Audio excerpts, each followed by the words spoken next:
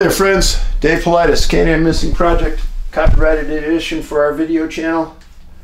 And I'm with Huck, the executive producer, and she's really tired today. She's been pushing Dad around saying, hey, why aren't you doing more work?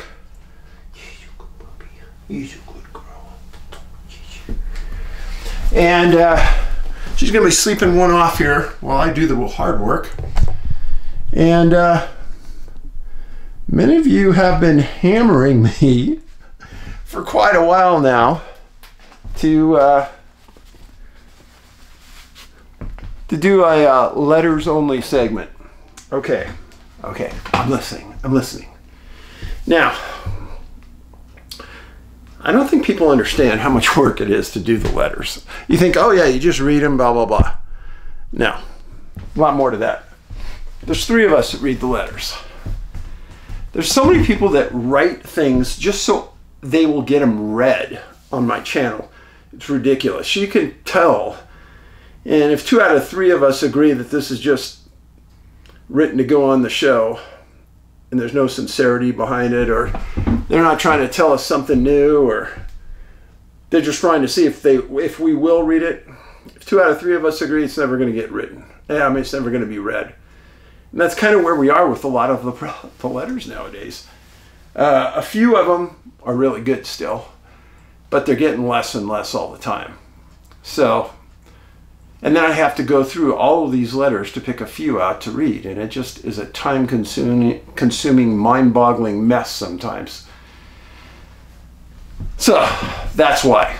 But I'll do them when I can, and we'll see where we go with it. But a couple other things. A while ago I discussed this, and I'll do it again. We suffered a financial catastrophe here. I haven't talked about it for months. It's come to a conclusion now, so I can talk about it. But many years ago, when Ben and I first made our first Missing 411 movie, there was a distributor that came forward that said that they'd distribute our movies for us, and you have to have one. And then they're hard to find. These people did a great job for us for a number of years, and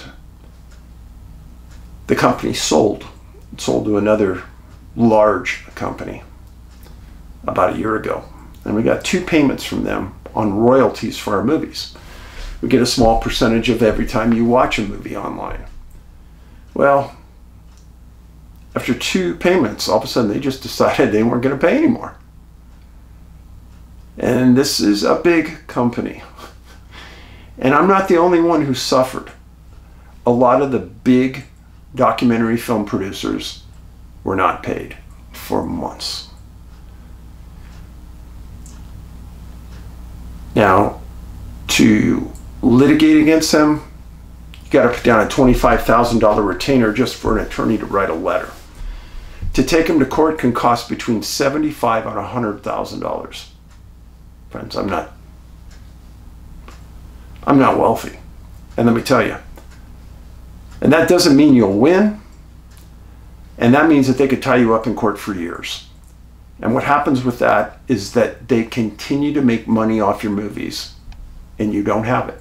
I still own the rights to the movie, but they have the distribution rights to the movie. I still own the copyright, but they still have the distribution rights. And those distribution rights ran through 2028. So I had to come up with something very, very ingenious. Otherwise I'd lose it all. And when Ben, about a month before Ben took his life, he told me, Dad, he goes, there's people out there in this industry you can't trust, Dad. They're shysters.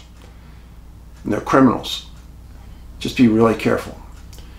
Well, I couldn't do anything about this because the distributor we went with, Ben and I agreed to go with, they did everything they said, and then they sold their company to this other company. And I'm not going to name the other company right now. If you dig around, you'll find it. But the point is, they had a huge attorney group representing them. I'm a nobody. What do? I got to get my rights back to my films. Not one film content provider agreed to this before I did. I came up with the idea. I don't know if this big company that has the rights to all these films is going to make it. They have huge debt, huge debt. And what's keeping them alive is the money they make off of the content of all of our movies. That's what's keeping them alive. So I went to the CEO. I told him I got to get my rights back. My son and I made this movie. Please give me my rights back. I owe money to the people that helped me make my last movie, The UFO Connection, and they haven't been paid in 6 months. Those people deserve to get paid. I deserve to get paid. What we agreed on is that I'd get the rights back to my movie, and I forego any of the money they owe me. Friends, it's more money than I would have ever imagined I could get. But all that money was going towards making our next movie. It's gone. It's gone. It's a hard lesson to learn at this point in my life.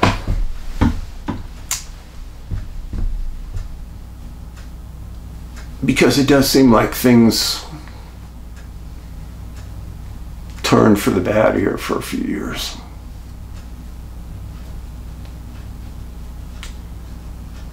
So all the money you spent renting anything online, a rental or purchase of our movies for the last 6 months, it all went to this other company. We didn't get anything.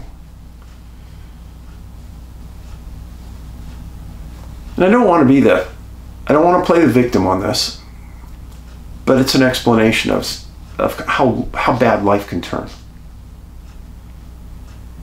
That was our primary source of income. Yeah, we do sell a lot of books. Thank goodness for that. Books, hats. In fact, I've said, everyone who buys a hat, I'll sign it for them. I've got a lot of hats I got to sell, and I'll be glad to sign them for you. DVDs from our movies, I have those too.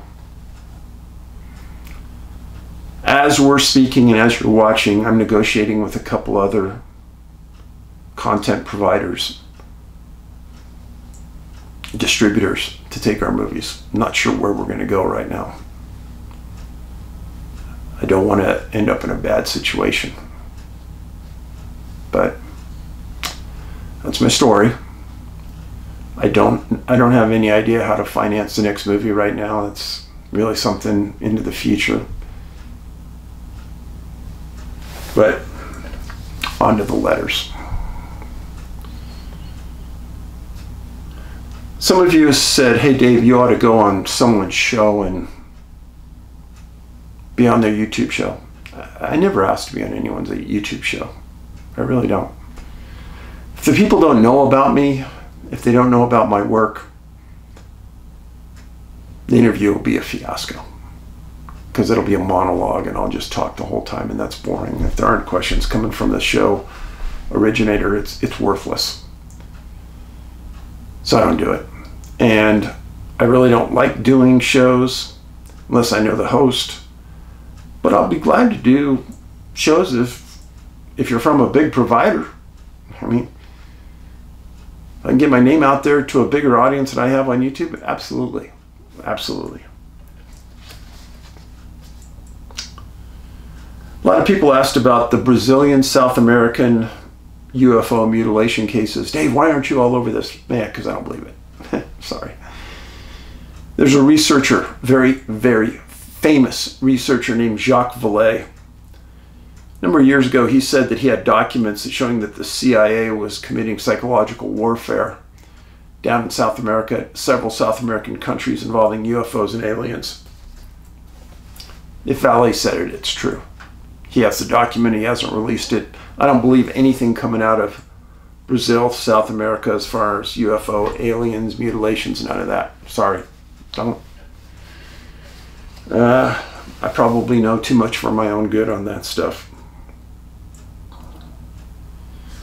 Then there's somebody who sent in a story about the Alaska Airlines pilot that was sitting off duty in amongst a pilot and a co-pilot on another flight. If you remember that. And there was an article about it. Somebody sent it in. It said Joseph David Emerson, 44, an Alaska Airlines pilot who was riding in the cockpit of the jump seat, is accused of trying to disable the engines on a Horizon Air jet. Appears in Multnomah County Court in Portland. In his first interview since October 22nd incident, Emerson painted a terrifying picture of the hour-long flight, one where he was overcome with a growing conviction that he was only imagining the journey and needed to take a drastic action to bring the dream to an end. I thought it would stop both engines, the plane would start to head towards a crash, and I'd wake up, he said, speaking in a cramped visitation room at the county jail in Portland where he was being held without bail. This is a seasoned pilot, folks. Now, he stated he took some drugs a couple days earlier, but sorry, drugs aren't going to do that at this point. As I've always stated, where do people get these thoughts? Did he have a mental illness for a long period of time? I have no idea. But where did he get those thoughts? And do other beings or other worlds have the ability to implant ideas and thoughts in our head? It's a scary proposition, but one that could have cost over 100 people's lives in this incident. Blue orbs. Hey Dave, I've been following your YouTube channel for years and I've watched your 3 videos. I also watched how real you are in navigating your life and challenges with your audience. Something that is rare in this world. You're a wonderful human who is giving his audience facts for us to go down the rabbit holes and back again and to come up with our own opinions. And I'm looking. I'm a trained special educator with 2 bachelor's and a master's in inclusive education. Currently working part-time and I'm heading towards my retirement years. I'm 59. You know, these days I wonder if any of us will ever retire. I mean that. Why am I writing to you is about an experience I had about 30 years ago that had a profound effect upon me and left me wondering about my life and what we don't know. Hence finding your website years ago. I put my 3 kids to bed and was heading to bed myself and just about to head off to sleep when the lounge room, which was adjacent to my bedroom, literally lit up. We lived on a small farm 15 kilometers from a small rural town in New South Wales, Australia. I thought something had turned on a light. As I turned over to look, I found myself staring at 3 blue orbs dancing into my bedroom. One was the size of a basketball and the other 2 were smaller. They danced around me and the biggest came right up to me. I'd put my hand into it and I felt like I had touched the center of the universe. It was a beautiful experience and I haven't gotten the words to describe the sensation to this day. Only it felt like a pool of changing blues and purples and pure bliss. Then I freaked out, I pulled my hand out and watched them disappear out the door. I hadn't taken any drugs or alcohol. To this day I'm still perplexed and still searching for answers, some 30 years ago. So I was very grateful to find your website as it was based around facts and experiences of others. To this day, still don't know, but I'm happy to know that I'm not the only one having experiences. Bless you and your work. Cheers, Victoria.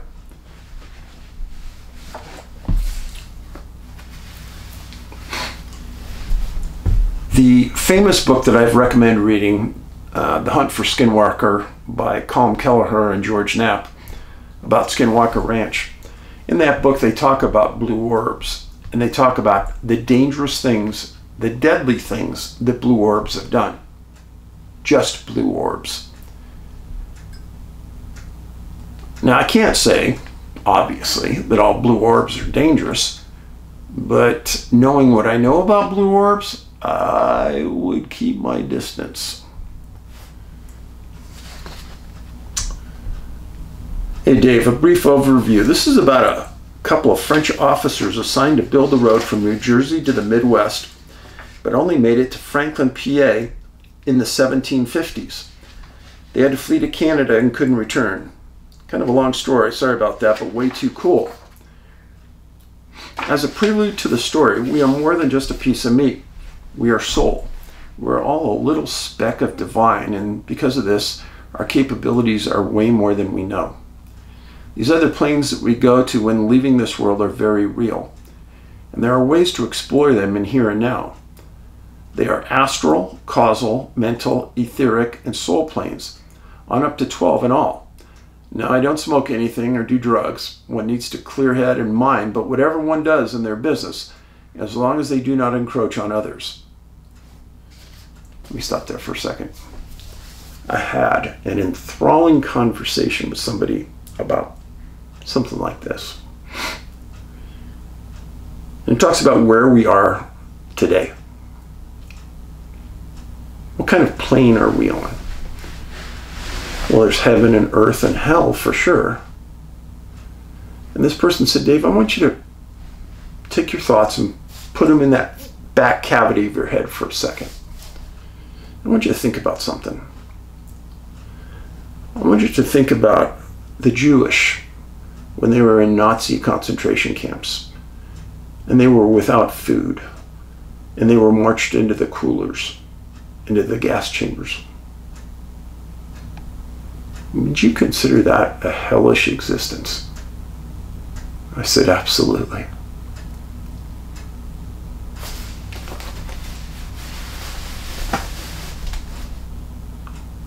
And then they said, Dave, imagine a person going through cancer.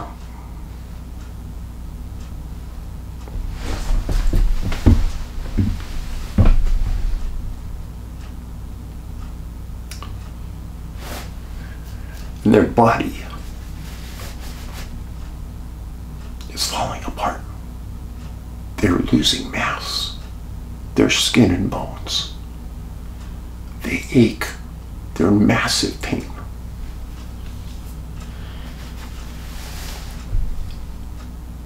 And they had the option to take their own life. And they did. Would you understand that? Because maybe the pain that person was in was hell on earth. Understand? And Dave, think about this. Think about the tens of thousands of people that take their life every year in the United States. For someone to take their life, they must have thought they were living in hell here. Think about that.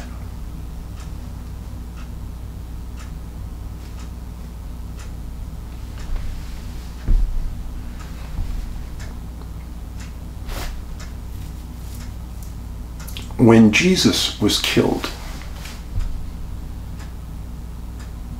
God's Son,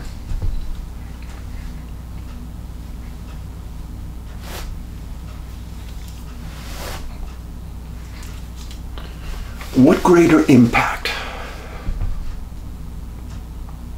on someone's life than losing a son or daughter? I don't know of one.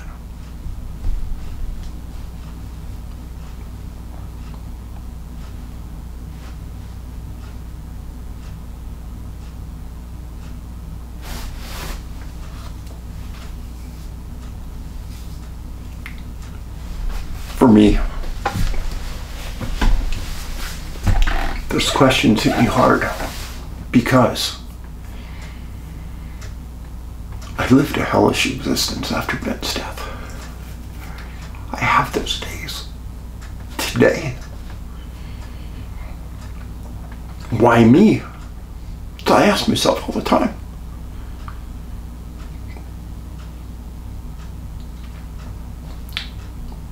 Good questions. I only throw those out there to make your mind work. Not to question God, Christianity, heaven and earth? It's not that question. So please don't write to me and try to justify it because you're singing to the choir. But it makes you think. The challenges we have faced on earth, I don't understand how there could be any worse in a hellish existence. Truthfully.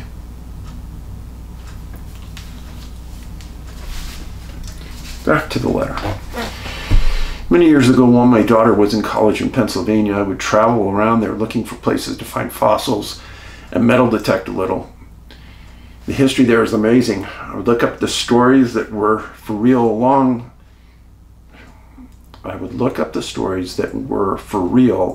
with another article to back it up.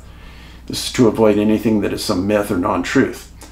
So this article is printed in the New York paper in 1882. One can gauge the general state of consciousness by the way the article was written. As you know, the pace of life and consciousness is quickening every decade, along with a more keen interest and knowingness of things. New York, December 21st. The Morning's Journal prints an interesting story from Franklin, PA, which tells of a sensation which that town is enjoying over a discovery that will serve to rekindle the ardor of the hunters for Captain Kidd's buried treasure. The dispatch says Columbus Brown, who lives in the first ward of the city, one day this week discovered a hoard of old French gold amounting to 27,000. For many years past, there has been a belief that during the occupation of the country by the French, a large amount of treasure was secreted in Franklin, near where an old fort stood, and close by the ancient house of Captain Smith, which is now occupied by Professor Salinger. Columbus Brown had a mania in regards to the treasure, and for many years the thought of becoming possessed in riches is this way has haunted him. One day last summer, two Frenchmen with maps and charts of the locality, and who were said to have been descendants of the French commander, appeared in Franklin and stood in the Exchange Hotel, remaining several days. Excuse me. Sorry about that.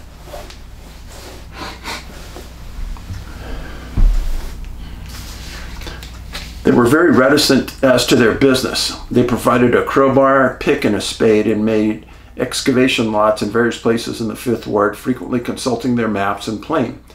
As far as we know, they found nothing and finally went away. It was supposed at the time they were searching for lost treasure of which they had some information or clue.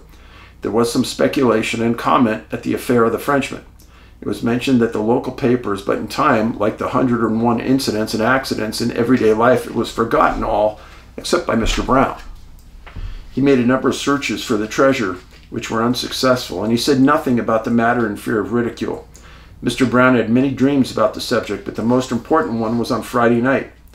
Then he dreamed, as usual, that he was counting and handling a chest of gold that he'd found buried in the earth at the foot of a tree in an open field. So excited was he that he awoke to find it all a dream as usual. He rose and went to the window, and there before him in the field stood the identical tree in his dreams. But he put it resolutely aside, as most sensible men would have done, and retired to bed and to sleep. He dreamed again. He was digging at the foot of the same tree. He was informed by a man with a foreign accent in the manner which he can't explain that he would measure a certain distance from the center of the rock and run due north and then measure 33 feet west from that point. He would find the treasure he had so often seen in his dreams. Early on Saturday morning, he arose and, procuring a tape line, went and made the measurements as directed in his dream.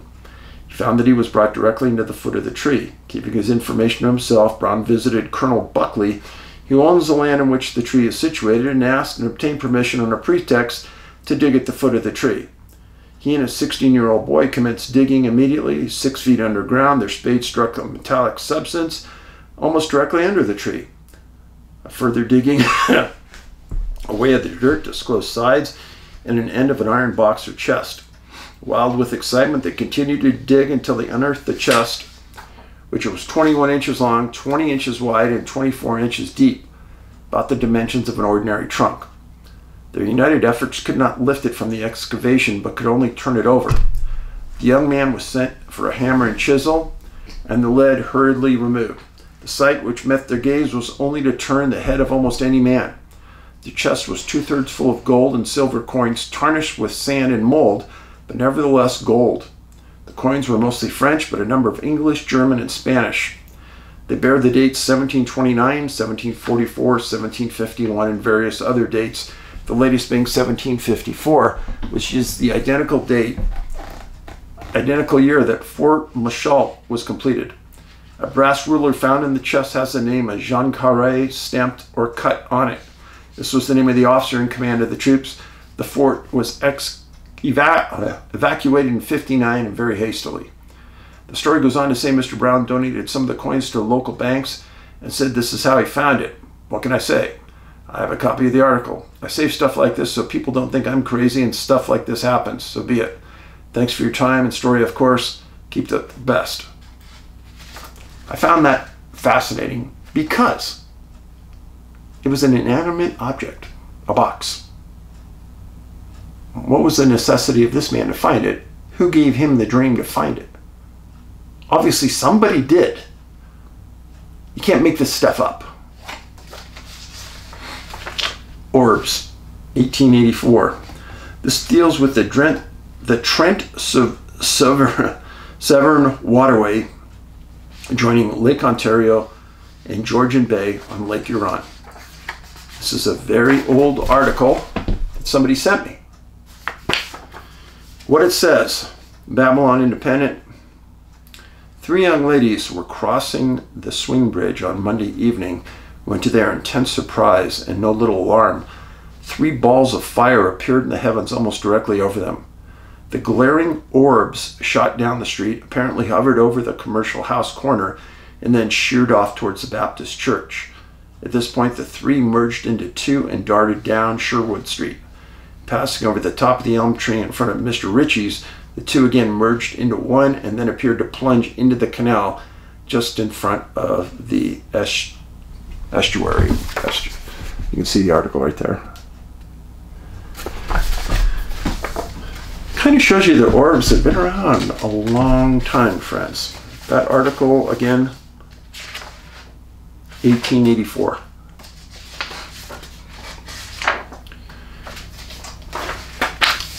Letter. Hey Dave, I had an experience in eastern Washington, Colville, while picking berries. My wife and I were newlyweds and went to fill a cooler. We swore to not turn back until it was full and determined to spend the full day. At early dusk, we were separated about 50 feet. A wave of exhaustion swept over me and I heard my wife's voice. Jim, I think we should go. My immediate reaction inside was to say, no, we're almost done. But the second thought, I thought, this is a voice as loud as my own, yet from nowhere said, listen to your wife's intuition and leave now. Now, she had not said she had a feeling nor anything other than I think we should go, but I had the wherewithal to surrender and immediately joined her. We walked out of the thick with our cooler, joined the trail, and while walking to the car, the view was so amazing we stopped to sit on the cooler and snuggle a bit. Snap! To our right, I jumped to my feet. With my gun drawn, I yelled, I'm armed and I will shoot. If you're a person, reveal yourself. Snap, crack, again, and I fired a warning shot, only to be met with more snapping and cracking, but nothing bolted. It was so large and powerful, I would have thought a moose was standing 10 feet in front of me, yet I couldn't see anything. We grabbed the cooler and ran to the car. Whatever it was very big, not afraid of us, and we were warned off that mountain. I often wonder what would have happened had my wife and I not listened and got the heck out of that woods. I heard hundreds of similar stories. Listen. Get out. Next letter. Hey Dave, I thought you'd find this interesting. I lay out what this man says, and then I'll briefly comment. The man was John Lear. That's what he says on the video. ETs are kept in an electromagnetic facility. And the reason why is because they are so advanced that they can move by thought and therefore disappear, but they can't move by thought through an electromagnetic facility. Although I'm not sure I believe some ETs were captured, I do believe they can move by thought. He also mentioned something that I find very interesting about one of the ETs called EBE3. It wants to see the ocean. We better make that arrangement or he'll disappear again. Water is the key word, and I find it very interesting. He goes on to say that ETs take the hormones and enzymes from cattle and spread it on their skin, and that their skin absorbs the nutrients, and that the waste is excreted back through the skin. I'll leave you with a quote I once heard from a man after being flooded with tapes of UFO sightings. He angrily said, "Do not send me another tape of a UFO sighting unless you have come so close to it that you've gotten your license plate number. Or it can show evidence of motor oil that dripped off the craft and onto the ground."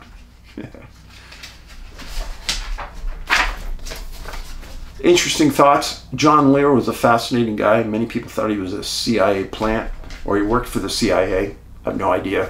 You can read up John Lear, L-E-A-R. So there's your letters for today, folks. I try to do more of them when I can, but don't get mad when you don't see them. It's very hard to put up content as much as I do. And remember, I am on Rumble doing the news. Please go to Rumble and watch the news segments. I worked 3 months on the latest news segment. Please go and watch it. And David Paulides presents Missing 411. That's the name of the channel on Rumble. And I'll put it pinned, the #1 comment here on this video. And get the hats, NA North America, NABigfootsearch.com. Hats, buy the store in the DVD, etc. Thank you. Paulides out.